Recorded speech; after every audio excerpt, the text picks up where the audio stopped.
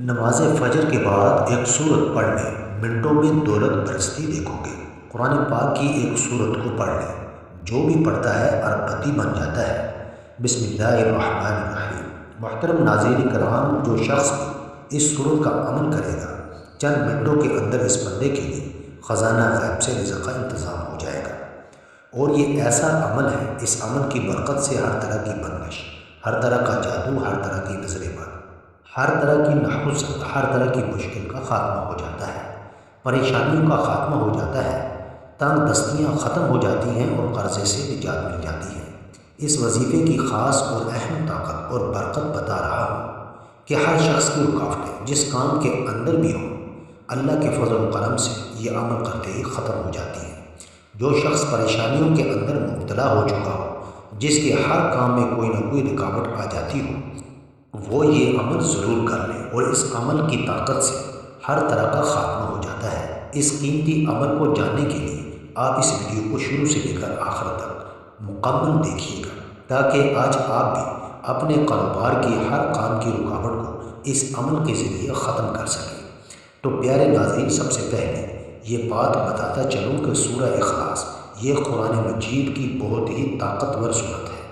اس کو آپ نے بسم اللہ سمیت پڑھنا ہے، یعنی کہ بسم اللہ کے ساتھ آج آپ نے اس سورت کو پڑھنا ہے، اور انشاءاللہ آپ اس کی برکتوں کا نظارہ خود دیکھیں گے کہ اللہ تعالیٰ کیسے خزانہ غیب سے آپ کے لیے رزق کا انتظام کرتا ہے۔ کیونکہ سورہ اخلاص رزق کے لیے ہے۔ قرآن و حدیث میں اس سورت کی بہت ہی فضیلت اور برکات ہے۔ سورہ اخلاص کی فضیلت بہت زیادہ ہے۔ اس کے لیے یہ بات کافی ہے کہ احادیث میں اس مختصر مگر جامع سورت کو قرآن کے 1/3 کے برابر کہا گیا ہے۔ ترمذی میں ہے کہ ایک شخص نے رسول اللہ صلی اللہ علیہ وسلم سے عرض کی کہ میں سورہ اخلاص سے محبت کرتا ہوں، تو آپ صلی اللہ علیہ وسلم نے فرمایا کہ اس کی محبت تجھے جنت میں لے جائے گی۔ حدیث نبوی ہے کہ جس نے سورہ اخلاص کی تلاوت کی، اس نے 1/3 قرآن ختم کیا۔ رسول اللہ صلی اللہ علیہ وسلم فرماتے ہیں، ہر چیز کی نسبت ہے اور اللہ کی نسبت یہ صورت ہے۔ نبی کریم صلی اللہ علیہ وسلم نے ایک چھوٹا سا لشکر کہیں بھیجا۔ جس وقت وہ پلٹے تو انہوں نے کہا کہ نبی کریم صلی اللہ علیہ وسلم نے ہم پر جسے سردار بنایا تھا، ہر نماز کی قرات کے خاتمے پر سورہ اخلاص پڑھا کرتے تھے۔ آپ صلی اللہ علیہ وسلم نے فرمایا کہ ان سے پوچھو کہ وہ ایسا کیوں کرتے تھے۔ پوچھنے پر انہوں نے کہا کہ یہ سورہ رحمان کی صفت ہے، مجھے اس کا پڑھنا بہت ہی پسند ہے۔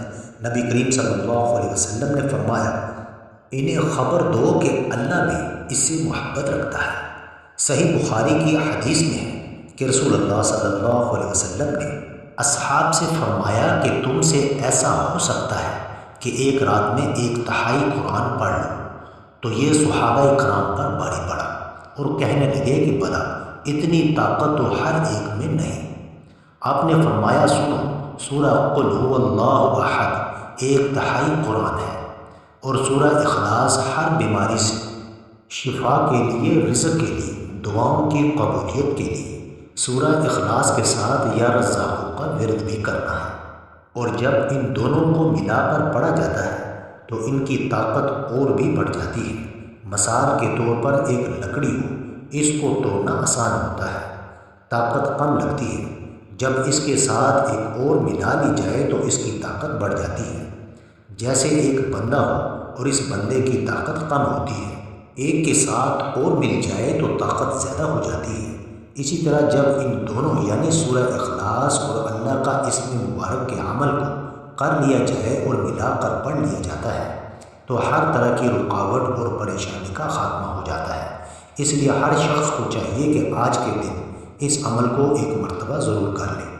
اس عمل سے انشاءاللہ تعالی ہر طرح کی مشکل آپ کی ہمیشہ کے لیے ختم ہو جائے گی، کیونکہ جو بسم اللہ الرحمن الرحیم اس سورت کے ساتھ آپ نے ملا کر پڑھنی ہے، اس کا فائدہ آپ کو بتا دیتا ہوں۔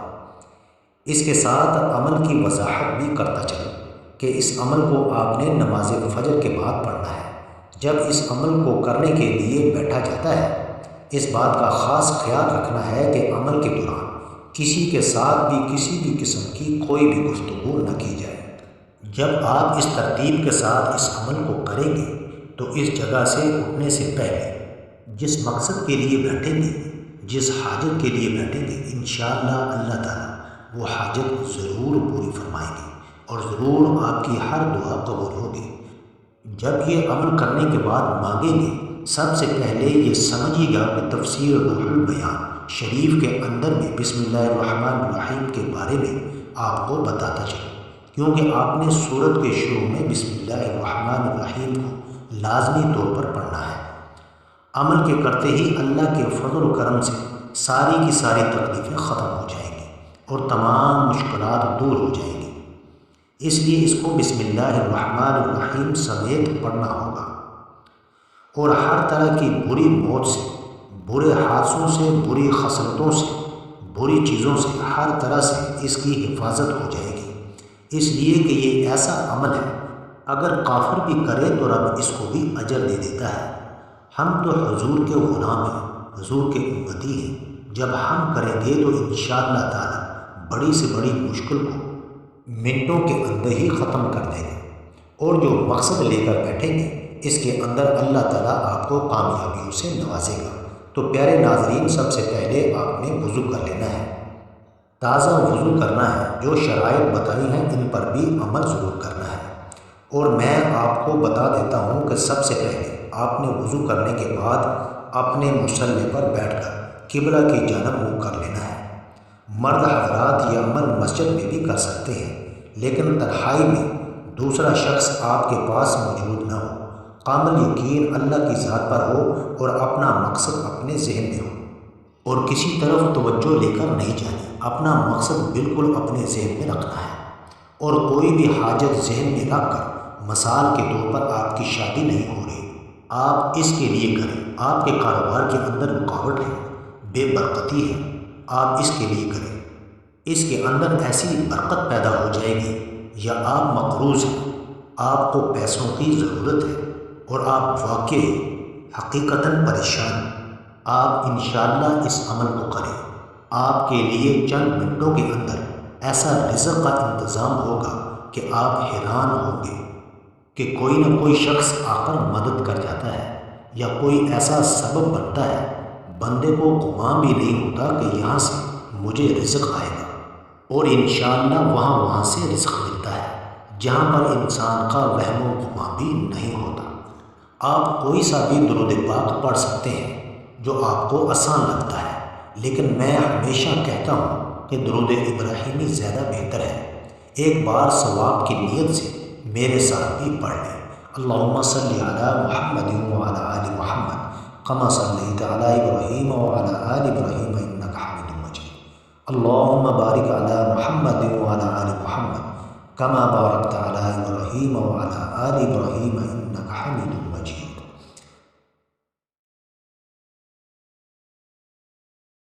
اس کے بعد آپ نے ایک تسبیح یا رزاقوں کی پڑھنی ہے، اس کو آپ نے 100 بار پڑھنا ہے۔